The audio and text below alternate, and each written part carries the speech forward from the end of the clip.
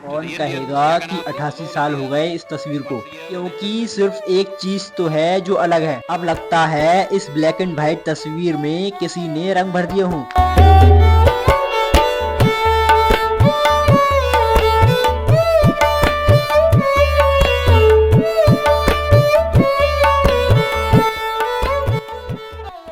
55 से अब तक हमने तो सिर्फ एक ही रथ यात्रा देखी है, जो हमारे शहर चंदोसी में हर साल भगवान श्री गणेश जी के मार्गदर्शन में निकाली जाती है। लेकिन जब अपने दोस्तों से इस साल इस भव्य यात्रा के बारे में सुना, जो जगन्नाथ जी के पुरी शहर में निकाली जाती है, तो बिना टाइम वेस्ट किए पहुंच गए अपने दोस्तों के साथ जगन्नाथ जी के शहर पुरी में।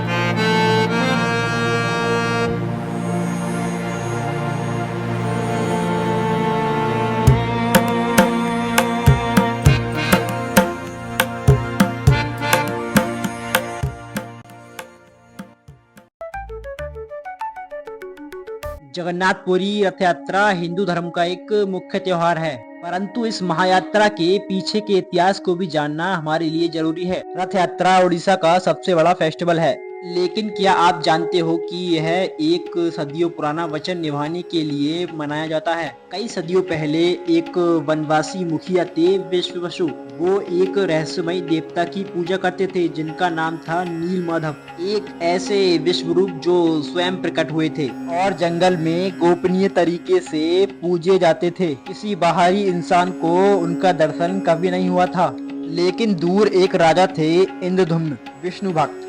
उन्होंने जब नील माधव जी के बारे में सुना तो अपने राजपुरोहित की सेना और विद्यापति को भेजा। आखिर एक ब्राह्मण विद्यापति कलिंगों के जंगलों तक पहुँचे। विश्ववसु विद्यापति के आंखों पर पट्टी बांधकर ले गए नील माधव जी के दर्शन कराने। जब विद्यापति ने विष्णु का स्वरूप देखा तो वो स्तब्ध रह गए, लेकिन वापस आते वक्त विद्यापति ने रास्ते में शर्तों के दाने गिरा दिए ताकि बाद में वो रास्ता पहचान अकेले वापस आ सके।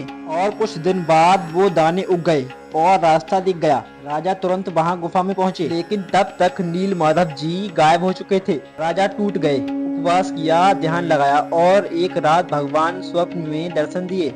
मैं वापस आऊंगा, तुम्हें मेरा स्वरूप मिल जाएगा, पुरी के समंदर के किनारे एक लकड़ी के रूप में। और सच में कुछ दिनों बाद एक दिव्य लकड़ी का टुकड़ा समुद्र से बाहर आया।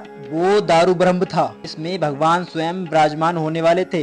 राजा ने कई शिल्पकारों को बुलाया, लेकिन कोई तराश नहीं पाया। तभी भगवान विश्वकर्मा एक अलौकिक वृद्ध कारपेंटर के रूप में आए और सिर्फ एक शर्त रखी, मैं 21 दिनों तक काम करूंगा और तब तक यह दरवाजा नहीं खुलेगा। 14 दिन बीत गए और कमरे से आवाज आना बंद हो गई। रानी गुंडिचा घबरा गईं। उन्होंने दरवाजा खोल दिया और उसी वक्त विश्वकर्मा भगवान गायब हो गए, जो कारपेंटर के रूप में थे।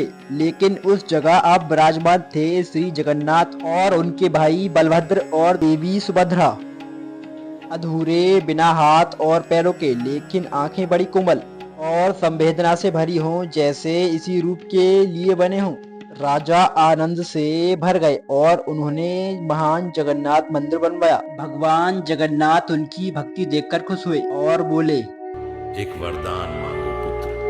लेकिन राजा इंद्रधुम्न ने कुछ ऐसा मांगा जिसने इतिहास का रुख मोड़ दिया। अब बात आती है कि रथ यात्रा क्यों निकाली जाती है। मंदिर बन जाने के बाद राजा इंद्रधुम्न ने भगवान जगन्नाथ जी से एक वरदान मांगा कि मेरा कोई वंशी न हो, ताकि आप पर कोई अधिकार न जमा सके, ना ही इस मंदिर पर। मैं ये मंदिर समाज को समर्पित करता हूँ। भगवान जगन्नाथ मुस्कुराए और बोले, तथास्तु। लेकिन जब ये बात रानी गुंडिचा को पता चली तो वो घबरा गई और उदास हो गई। आखिरकार उन्होंने भी व्रत किया था, इंतजार किया था। अब भगवान जगन्नाथ से उनकी सिर्फ एक ही शिकायत थी कि मैं अब कभी माँ नहीं बन सकती। ये आपने कैसा वरदान दे दिया प्रभु। भगवान जगन्नाथ उनका दुख देख नहीं सके और बोले, एक वरदान मांगो पुत्री। रानी ने कहा, मेरे पास मेरे अपने बच्चे नहीं होंगे। तो उन्होंने कहा, तुम मेरी संतान बन जाओ और अपने भाई बहनों के साथ हर साल मेरे घर आओ। तब से ही भगवान जगन्नाथ और उनके भाई बलभद्र और देवी सुभद्रा अपने मौसी के घर गुंडिचा मंदिर जाते हैं।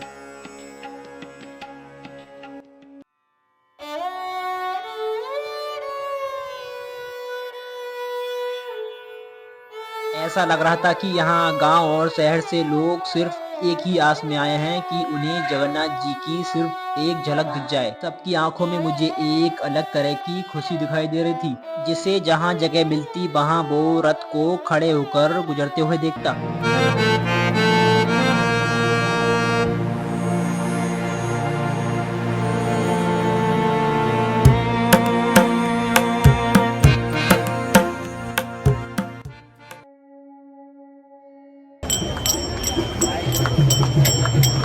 उस रात हम दोस्तों ने मिलकर एक चैलेंज लिया कि भगवान जगन्नाथ की रथ की रस्सी को खींचकर किसी भी तरह से रथ को आगे बढ़ाना है।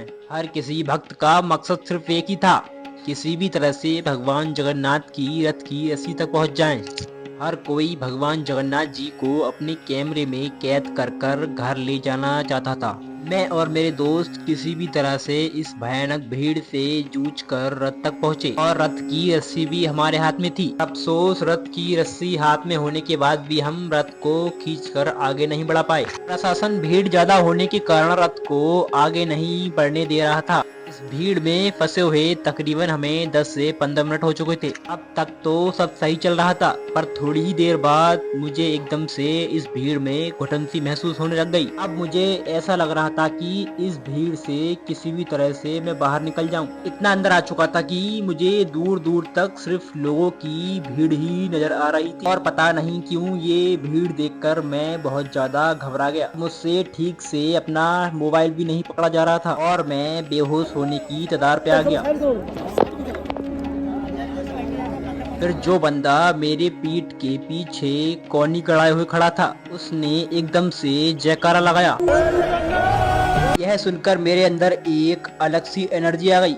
ऐसा मानो जैसे स्वयं जगन्नाथ भगवान ने मुझे इस भीड़ से लड़ने की शक्ति दी हो। जहां मुझ पे खड़ा भी नहीं हुआ जा रहा था, पता नहीं कहां से एकदम से मेरे अंदर इतनी एनर्जी आ गई कि मैं इस भीड़ को चीरता हुआ अपने दोस्तों के साथ बाहर निकल आया। रथ यात्रा 2 दिनों तक निकाली जाती है, तो मैंने जगन्नाथ भगवान जी से माफी मांगी और कहा मैं आपकी रथ की रस्सी कल सुबह खींचूंगा। पर अफसोस हम सुबह लेट पहुंचे और भगवान जगन्नाथ जी का रथ उनकी मौसी गुंडचा देवी के मंदिर पहुंच चुका था। इस बात का हमें बहुत अफसोस हुआ कि हम भगवान जगन्नाथ जी का रथ अपने हाथों से नहीं खींच पाए। अब इस ब्लॉग को यहीं एंड करते हैं और हमारा ब्लॉग आप लोगों को थोड़ा सा भी पसंद आया हो तो एक सब्सक्राइब और इस वीडियो को अपने जैसे 5 लोगों तक पहुंचाने में मदद करें। मिलते हैं अगले वीडियो में। जय जगन्नाथ।